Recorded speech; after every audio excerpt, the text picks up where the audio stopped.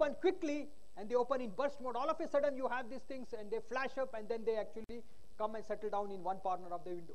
So this is called the burst mode programming rather than the bulk mode which actually happens. So that means it takes in piecewise and responds piecewise to a series of requests. That means what? It's made on throughput versus the load rather than having one massive monolithic computation which consumes your time. And that is the beauty of the scattered elements on the net. Uncoordinated, distributed globally, and parallel. So therefore, look at the last one, which are a document might be edited live in real time at 1,000 geographical locations across 1,000 web servers which are distributed, and still you will have the update in a burst of a second. That's the concept of this global mega distributed computer. So that's why the three words: uncoordinated, distributed, and parallel. So this is the kind of computing which will come up in the next 12 years. So unlike traditional programs, these bursty programs can also be scaled through the addition of processors, which is almost limitless, right? And the scalability of the bursty programs has little to do with how fast one web server or this or that is. Why? Because it works on a very different concept, and that is what it is about. So therefore, the bursty programs I define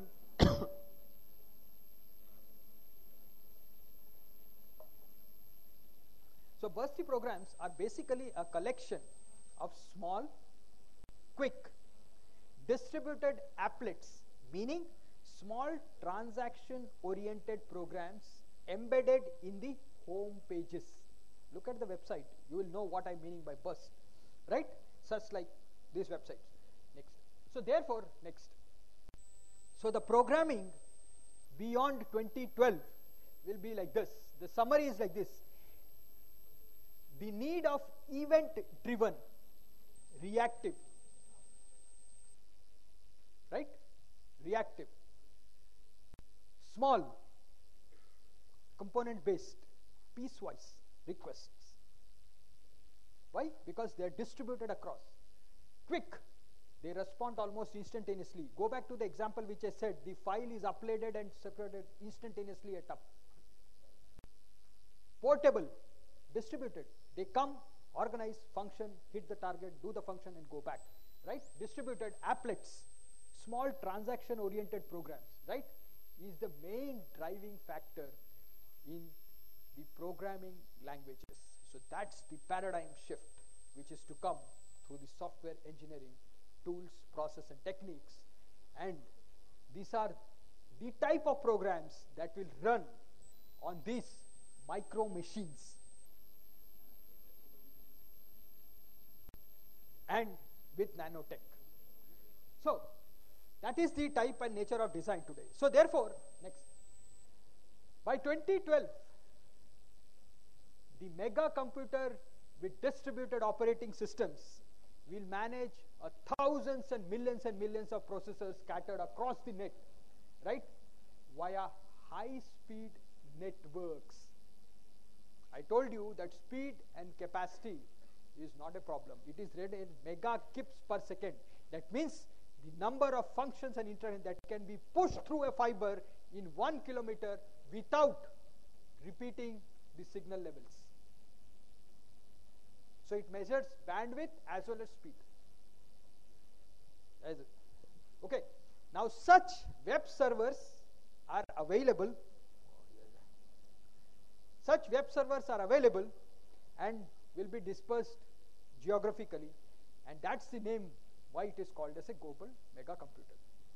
So I think we have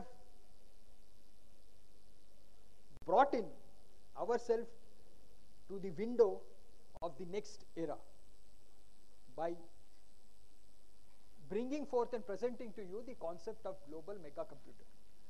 and the type and nature of the programming language which is envisaged. So therefore, I think what I will do is I will stop here, because this presentation can go on for another 4 hours. And I think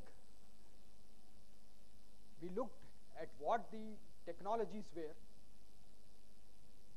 We saw the birth of semiconductor, the birth of processor, the microprocessor, the distribution mechanisms, and finally the software engineering and the type and nature of computers, which will take us to the next level. And that is the global mega computer. It is called so many things. You have a lot of things, and the way this is also called as, cloud computing and so on and so forth, where you have all scattered resources and then you optimize and all sorts of networks and things happening. So I think we can stop here, and if you have any questions, I'll be more than happy to take it now. Thank you.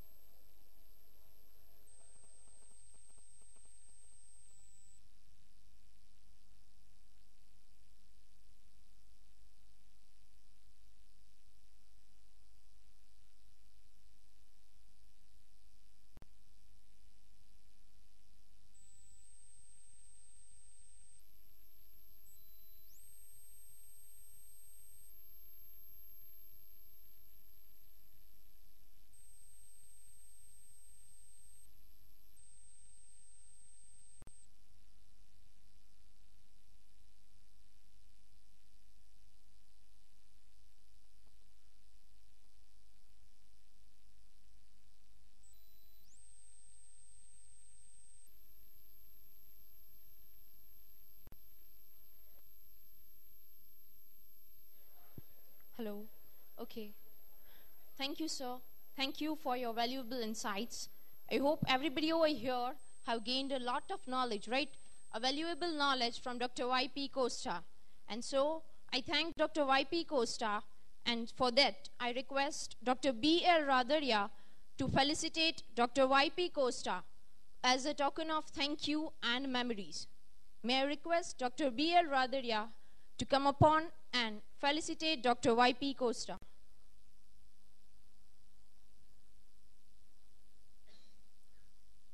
And talking of our seminar, the highlighted points, right? The point which everybody of you liked, I think, was no electromagnetic zone, right? And then we even had the knowledge of the current burst, and we even walked through past, present, and future. So that is what all knowledge we got. And once even I read a sentence which said, the aim of education is the knowledge, not of fact, but of values. So that is what we had received or gained from Dr. Y.P. Costa over here, a valuable knowledge. He gave us on this occasion the valuable insights. And now I request Dr. B.L. Radaria to felicitate Dr. Y.P. Costa. Please, sir.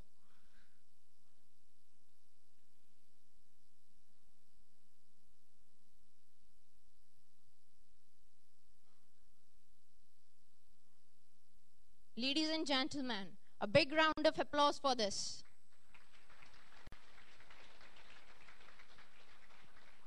And now, by the time we get ready for our next seminar, the second, right?